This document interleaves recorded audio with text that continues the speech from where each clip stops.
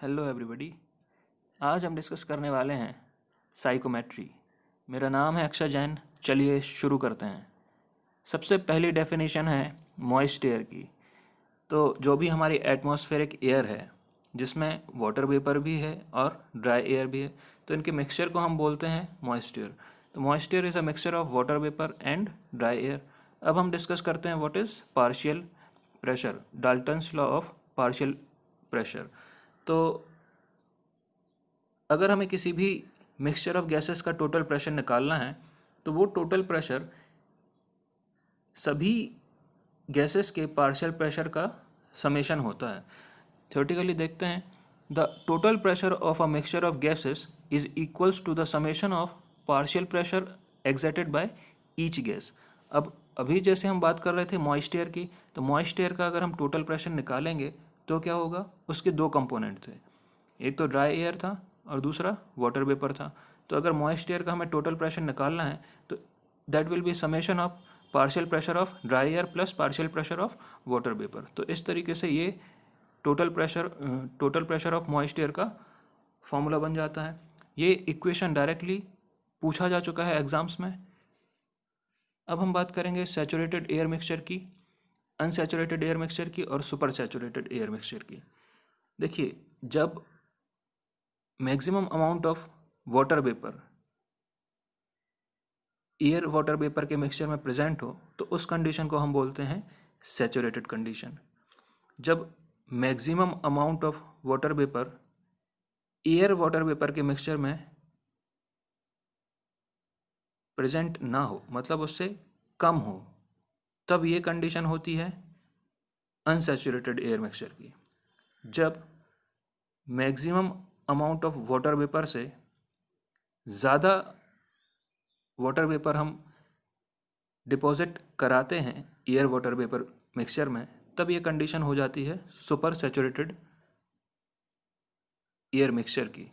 देखते हैं theoretically, when saturated air mixture को देखते हैं, when partial pressure of water vapour is equal to saturation pressure of mixture is known as, this condition is known as saturated air mixture. अब देखते हैं unsaturated, when partial pressure of water vapor is less than the saturation pressure of air of the mixture of dry air and water vapor.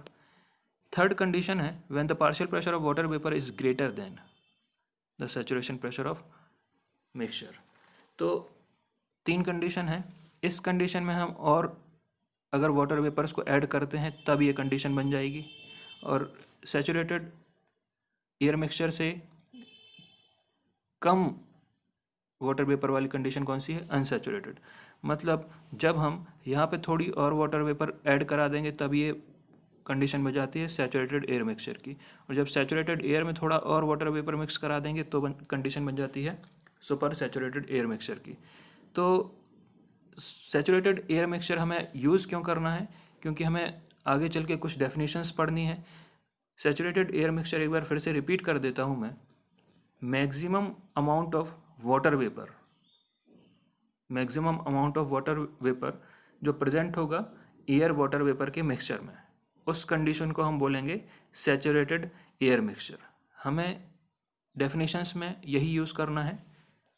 आगे चलते हैं, specific humidity और humidity ratio, इसको discuss करना है। तो इसको हम डिनोट करते हैं किससे, ओमेगा से। It is the ratio of mass of water vapour divided by mass of dry air. तो एम वी क्या है, मास ऑफ वाटर वेपर है, एम ए क्या है, मास ऑफ ड्राई एयर है। तो हम एम का जो फॉर्मूला है P V equals to M R T से उसको अप्लाई कर देते हैं, तो यहाँ पे कुछ इस तरीके का फॉर्मूला बन जाता है। अब वॉल्यूम तो हम सेम लेते हैं, कोई भी एक कंटेनर है उसका एक डिफाइंड वॉल्यूम होगा जिसमें हम एनालिसिस परफॉर्म कर रहे हैं, और उसका एक डिफाइंड टेम्परेचर होगा। तो वॉल्यूम और टेम्परेचर दोनों कांस्टेंट है, तो फाइनली हमारे पास टर्म बचता है इतना। अब अगर हम ये जो गैस कांस्टेंट्स हैं आर ए और आर वी एयर के लिए और वेपर के लिए, अगर इनकी वैल्यूज़ हम सब्सटीट्यूट कर देते हैं तो फाइनली हमारे पास इक्वेशन सिंप्लीफाई होके कुछ इतना बन जाता है, omega equals to 0.622 P V divided by P A. P क्या है? Partial pressure of dry air. P क्या है? Partial pressure of water vapour. अब partial pressure of dry air जो हमने पहले डिस्कस किया था Dalton's law of partial pressure, उसमें टोटल प्रेशर क्या था? Partial pressure of dry air plus partial pressure of water vapour. तो यहाँ से अगर हम partial pressure of dry air निकालने की कोशिश करते हैं तो क्या हो जाएगा? P A equals to P T minus P V, उस तरफ चला जाएगा, नेगेटिव हो जाएगा। तो इसको हम रिप्लेस कर देंगे, पी ए को रिप्लेस कर देंगे इससे P T minus P we से। तो ये फाइनल इक्वेशन जो है ये भी डायरेक्टली कई बार पूछा जा चुका है, 0.622 P V divided by P T minus P we. और कई बार एग्ज़ाम्स में हमें टोटल प्रेशर नहीं दिया जाता है, तो हमें टोटल प्रेशर अगर नहीं दिया है तो कुछ इस तरीके से एटमॉस्फेरिक प्रेशर वगैरह कुछ तो दिया होगा, ठीक है। तो हमें जब हम न्यूमेरिकल सॉल्व करते हैं तब हमें अप्रोच देखना पड़ता है कि कौन सा इक्वेशन हमें यूज़ करना है। अब इसको स्पेसिफिक ह्यूमिडिटी जिसको हमने ओमेगा से रिप्रेजेंट किया है उसको अगर हम किसी और फॉर्म में कन्वर्ट करना चाहें, जैसे उनकी डेंसिटी या फिर स्पेसिफिक वॉल्यूम्स के टर्म्स में, तो देखते हैं उसको।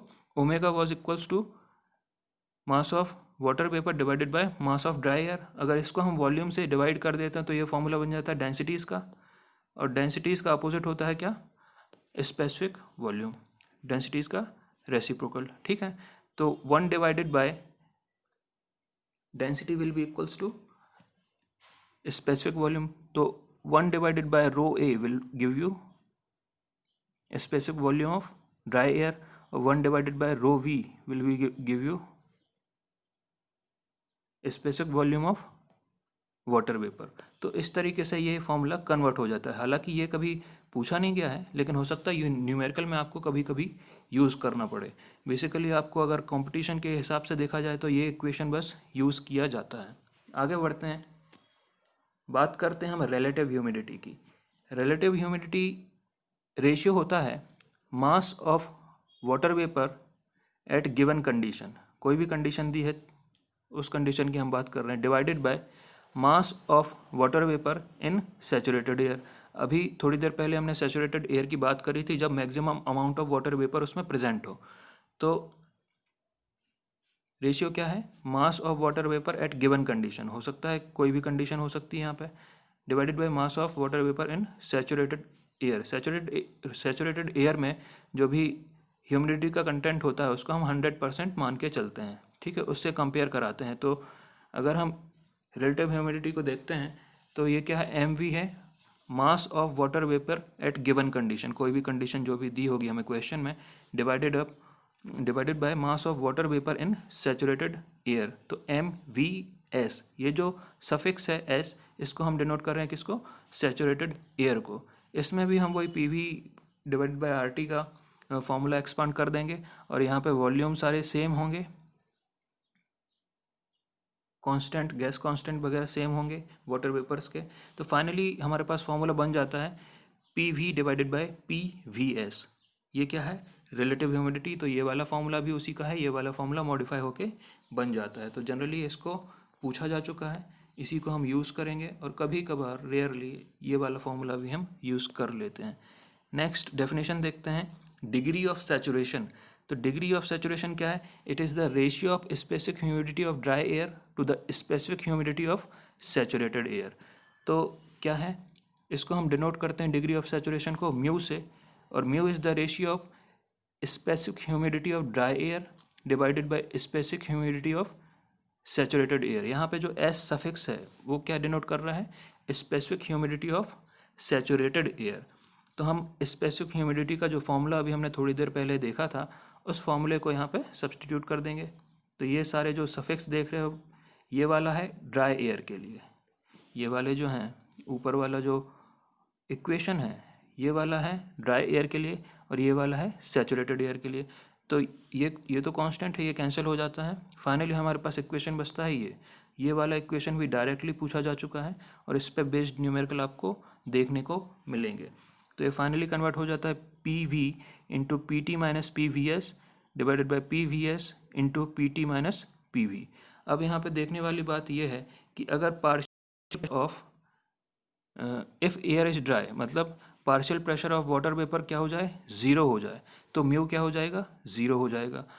लेकिन अगर जो एयर है वो पूरी की पूरी सैचुरेटेड हो, उस कंडीशन में क्या हो जाएगा, फाई इक्वल्स टू 1 हो जाएगा। या फिर हम बोलें जो भी partial pressure of dry air है, जो partial pressure of water vapour है, वो partial pressure of water vapour eight saturated air हो जाएगा।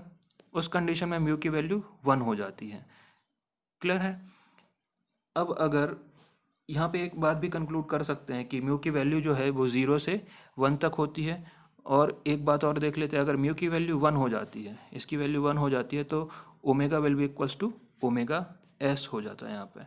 तो ये 3 डेफिनेशन हमने आज देखी, एक बार रिवीजन के तौर पे देख लेते हैं। सबसे पहले हमने बात स्टार्ट की थी मॉइस्ट एयर से, कि ये मिक्सचर होता है वाटर वेपर और ड्राई एयर का। देन हमने बात की थी Dalton's law of partial pressure की। उसके बाद हमने बात की थी सैचुरेटेड एयर मिक्सचर की, जब दोनों का पार्शियल प्रेशर सेम हो जाता है, कम होता है तो अनसैचुरेटेड होता है और ज़्यादा होता है तो सुपर सैचुरेटेड होता है। ठीक है, अब बात करते हैं स्पेसिफिक ह्यूमिडिटी और ह्यूमिडिटी रेशियो की। तो ये होता है मास of water vapour divided by mass of dry air. Final equation इसका कन्वर्ट होकर यहाँ पर आ जाता है PV 0.622 PV divided by PT minus PV। अब देखते हैं रिलेटिव ह्यूमिडिटी। रिलेटिव ह्यूमिडिटी क्या था, मास of water vapour eight given sample divided by mass of water vapour in saturated air. तो ये फाइनल टर्म कन्वर्ट हुआ था MV डिवाइडेड बाय MVS में, या फिर PV डिवाइडेड बाय PVS में। अब बात करते हैं डिग्री ऑफ सैचुरेशन की। डिग्री ऑफ सैचुरेशन किसका रेशियो था, humidity of dry air, sorry specific humidity of dry air divided by specific humidity of saturated air. S हमने क्यों यूज़ किया था, सैचुरेटेड एयर की कंडीशन को दिखाने के लिए। तो ये फाइनल इक्वेशन पूछ लिए जाते हैं, ये कमेंट रेयरली पूछे गए हैं या नहीं पूछे गए हैं। ठीक है, तो आई थिंक ये वीडियो आपको हेल्पफुल लगा होगा। अगर हेल्पफुल लगता है तो इसको लाइक करेंगे, दोस्तों से शेयर करेंगे, चैनल को सब्सक्राइब करेंगे और बेल आइकन को भी दबा दीजिएगा। Thank you guys.